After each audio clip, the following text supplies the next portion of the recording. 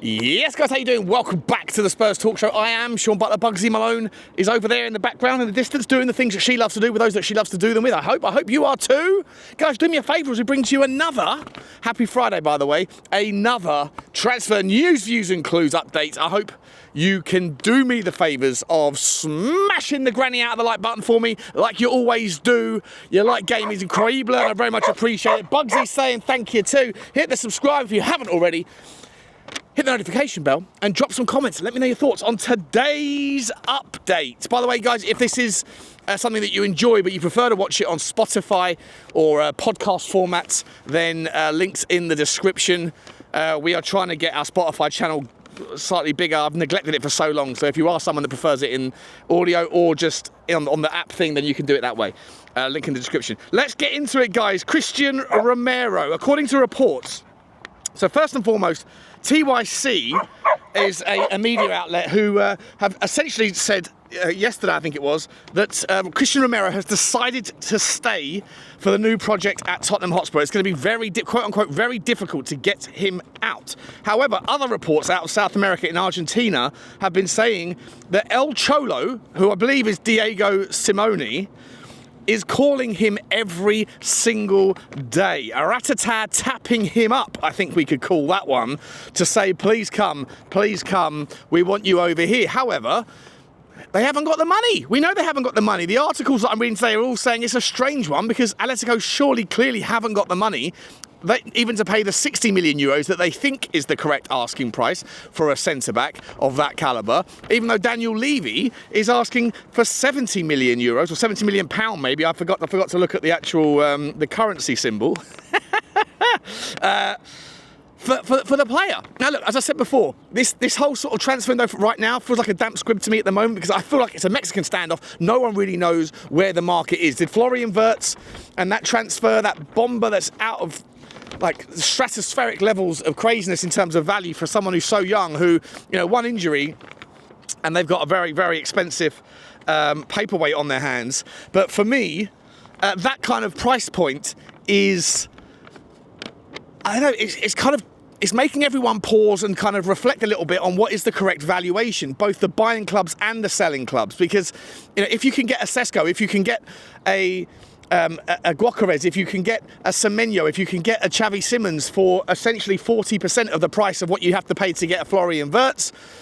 are you getting 40% of the value? And then the buying clubs are probably thinking, well, there's so many players available right now, which one do we go on? Paralysis by analysis. But at the same time, the selling clubs are thinking, well, if Leverkusen got 130 million quid or 120 million quid for that player, then, you know, are we underpricing? And listen, the economics of football are the economics of football. There seems to be a slowing down of financial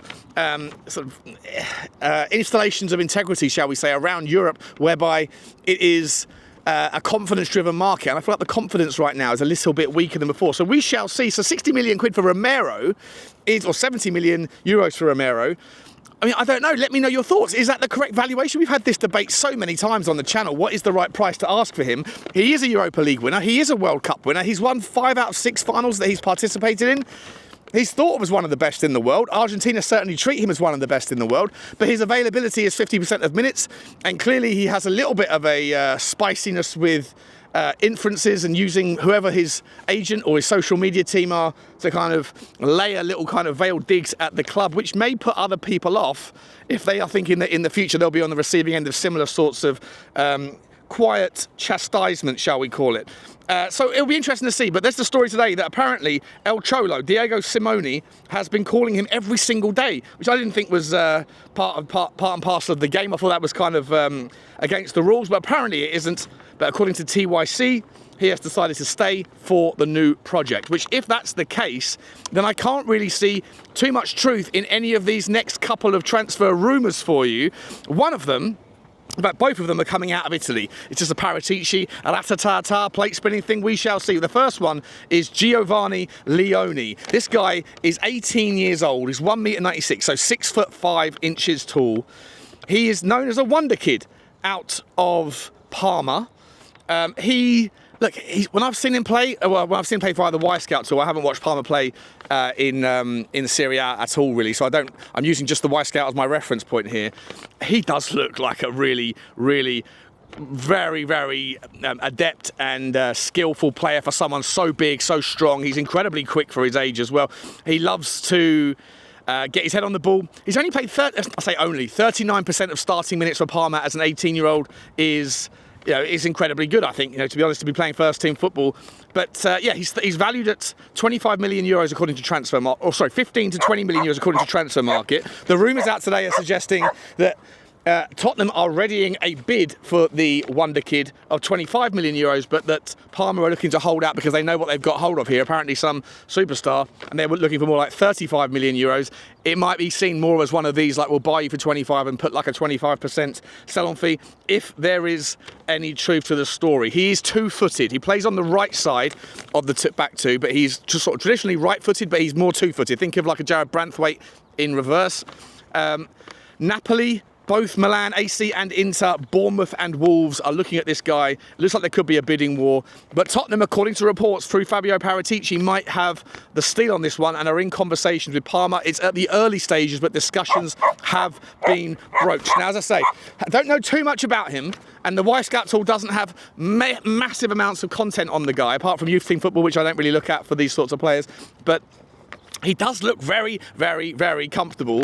And look, I like him on the visuals. I do like him on the visuals. However, I'll put the stats up for you on the FB refs. The FB ref stats don't look great, if I'm entirely honest. They look pretty underwhelming, but that's okay. He's 18 years old. They are not going to look spectacular relative to other people that are more experienced, more comfortable, and that sort of know what they're doing and make less mistakes. So he's raw for sure, but at 18 years old, everyone is. Who isn't, right? Next story, let's keep it on the youth thing for a moment. Dexter Oliver, Tottenham. I'm not going to call this one a Wonderkid, but someone that Tottenham have been speaking about for a long time, thinking that he was one of our most talented midfielders, I believe. He is looking like he's going to Manchester City. He rejected a contract to extend his youth contract that he was on for 2 years, and he's obviously been tapped up and wants to go to Manchester City, and you can't blame him. The sort of trajectory of Manchester City youth team players seems to be a success more often than it's a failure, for sure. They go out on loans, they get sell-on fees, and they end up sometimes going back to Manchester City years later. But for sure, we wish him well. It's a shame that, but not everyone who comes through the Tottenham Academy is going to be at the Tottenham Academy at the end of it, no matter how good they are. Similarly, we go and poach other players from other youth academies as well. It's a kind of merry-go-round of naughtiness, isn't it? But it is what it is.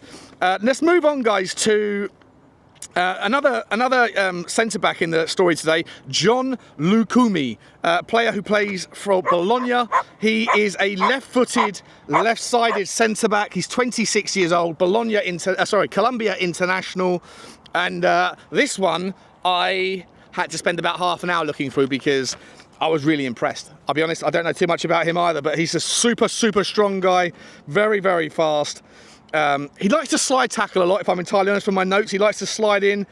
He's a high line defender. His defensive stats, I'll throw them up on the pitch as well, on the screen for you. His defensive stats are solid. His passing stats are out of this world. Brilliant passer of the ball, and he's very accomplished at tackling versus all the other defenders in the top 5 leagues. More predominantly in the midfield third. So if Tottenham are going to sort of progress into a higher line when we have the ball and then we get transitioned, he's very comfortable at cleaning things up. Now, again, this story is essentially one that it's going to cost you 40 million euros to get him out, apparently, and he is thought of as being a successor to Christian Romero if he was to leave. But is he going to leave? Well, if we pop our way back to the TYC conversation here, they're saying that he's decided to stay and be part of the project, which is interesting. I'm not sure, really, to be honest. I think that if he stays, it's more under duress because no one's got the money for him. And as I say, as much as I appreciate Christian Romero when he's at his very best playing football, he doesn't play it enough for us, and I don't like the version of him where he comes out and says the things he does with the horrible timing around, if you want to be a part of the new project, then why did you try and kind of take the shine off of the new project on the day when the new project was announced by being that kind of that nasty inference version of yourself that we've seen a few times now. It's not for me. Anyway, here's a chance to get a little bit more hope and vigour into your morning coffee as we talk a little bit more about Bryan Mbeumo. Now, over the last few days, I've sort of shaken hands with the idea that he's not coming to Tottenham, that he's going to Manchester United, that he wants to go there. That is the preference, and that basically it's just a case of, Brentford are waiting for Manchester United to pay the £70 million asking price that they haven't yet paid for, that they have a problem being able to stump up the cash for. They can't seem to move on any of the players like Garnacho, Sancho or Rashford because of their high wage issues.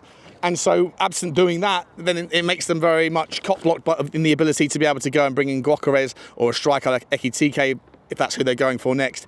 And of course, Bryan Mbeumo. So the story was that we were waiting to hear that they had confirmed it. Turns out that Duncan Castles, now I'm not sure of the sort of skill set of Duncan Castles. I'm pretty sure he used to be, at least a few years ago, recognised as a top ITK, but I don't know if he is anymore. I haven't really heard his name for a long time, to be entirely honest, but he said that there is a good chance that he still goes to Tottenham Hotspur, that he isn't hearing the same things as been reported by the likes of Ben Jacobs, saying that he would rather go to Tottenham Hotspur, rather go to Manchester United than Tottenham Hotspur. He's not hearing that, and that actually Bryan Mbeumo is very much willing to come to Tottenham if whoever it is that pays the asking price, but no one has currently done so. Apparently the rumours were that Tottenham are putting a £65 million, 60 plus 5, whereas Manchester United at this point have only put in 50 of 55 plus, sorry, it was 50 plus 5 originally, now it's 55 plus 5. So they've got to 60, Tottenham are at 65, allegedly, although I don't know if any official bid has come in, but that's the mooted number. Brentford are holding out for 70. So if Tottenham want him, maybe all it takes is a little bit of that kind of £5 million. Just get it done. Just say to Brentford, look, let's do it. £70 million, shake hands. And Bryan, you want to come here, be a part of the new project? And according to Duncan Castles, the idea of playing in the Champions League and the idea of staying in London is just as much of a draw for him as going to play for the brand that is or was Manchester United. So according to Castles, the story isn't done. It ain't over, people. It ain't over. And we love to see it. Although maybe, I was just getting comfortable with the idea that we're not going to be moving in that direction, we're moving in a different direction. And just when you think you're out, they pull you back in.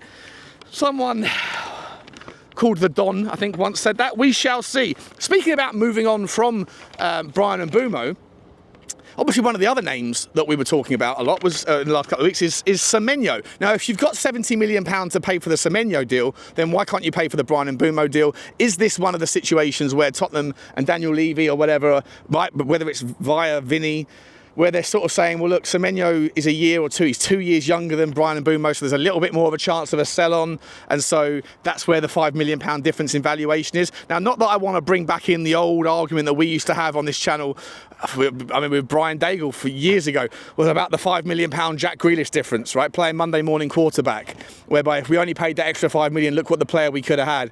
Yeah, but I said at the time, but yeah, no one else paid the £5 million. It wasn't just Daniel Levy and Tottenham that didn't value Jack Grealish as high and as expensive as Aston Villa wanted at the time. Nobody else in world football paid that extra £5 million either. And so, obviously everybody was wrong with the benefit of hindsight in missing that chance. But is this one of those moments again where £5 million is going to be a kind of a stumbling block where you might miss it for a biscuit? How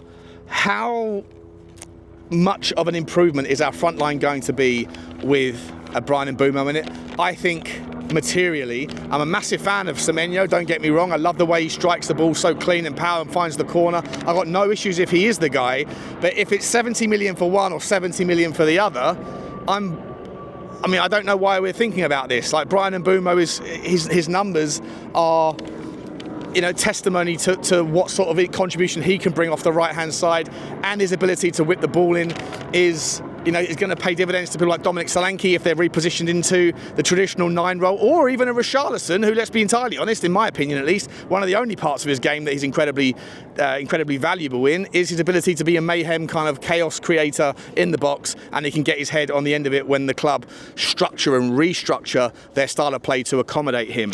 Speaking of which, right, talking about Solanke and relationships and Richarlison, just for what it's worth, maybe the value, and maybe I'm going to sort of go back double talk here a little bit, but the value of Semenyo might also be found, and the justification for that extra money might also be found in the added value that Dominic Solanke will benefit from the previous familiarity with how Semenyo played. So Solanke and Semenyo played 41 games together at Bournemouth, and when they did, Solanke got 18 goals and 4 assists, so 22 in 41 GA. That's a 0.54 contribution per match.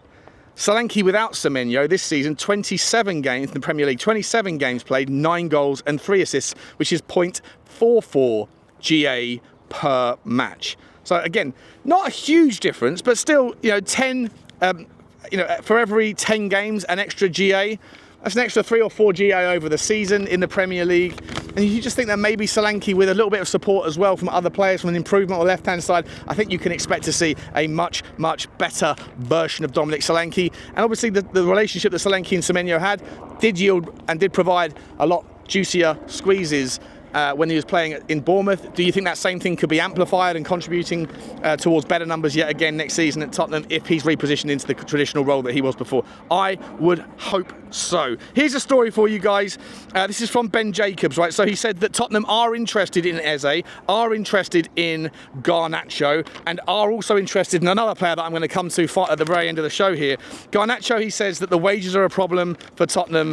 They don't think that he's deserving those sorts of numbers, and at £60 million valuation, which is what Manchester United want, there has been no bid. And I think that maybe there's some shenanigans as well. I don't think that anyone wants to really help out Manchester United, because every time we are linked with a player, so too are Manchester United. It feels like we're all going after the same sort of players all of the time. And if you do become the team that takes Garnacho or a Rashford or a Jadon Sancho, then in so doing, you are allowing them to have the trigger to pay the cash, to pay the sum for the players that you might be competing for. And so all of that kind of Mexican standoff, or maybe there's kind of indirect additional considerations here around who it is that we're looking at. But as I said before in a video, guys, when I've been using the Y-Scout tool and I've been dialing up all of the different filters, hundreds of them, to try and find a prototypical winger that I think, or an inside forward that I think would be a good fit for a Tottenham system, I dialed them all up. Hundreds of filters, went from 800,000 players down to 5 in about 20 iterations, and Garnacho's name was on every single one of those final 5 on that shortlist. So in terms of a player, I think he really does suit. In terms of the person, probably not, possibly not, and obviously economically it's going to be a struggle. But Ben Jacobs said there has been no bid from Tottenham, or anybody else for that matter, for Garnacho right now. He also said that Tottenham are, of course, interested in Emerson Royal. We all know that, but he did say that there has been no bid yet. But that I think I'm reading this right. That the £68 million transfer fee, the release fee, that doesn't become active until the next financial year, so July the 1st. So maybe the reason why we or no one else has actually moved on Eze yet is because Crystal Palace right now are not interested in doing a deal, and so the only way that anyone can actually get the deal done without Crystal Palace's approval, if you know what I mean, is by waiting until July the 1st. So if that deal does happen, I would expect, if there is truth to what Ben Jacobs was saying, or at least the way I interpreted it, that the release fee doesn't become active until July the 1st and beyond in this summer. So we shall see about that one here. But how about this one, guys? He's also said that Tottenham are very much interested in Antonio Nusa. Remember Nusa, a player that I was talking about 2.5, 3 years ago, was it? I love the player. He was sensational when he was at Bruges, and he ended up being a Tottenham link and going to Brentford. He ended up, Brentford agreed a deal with Club Bruges, and then he failed a medical.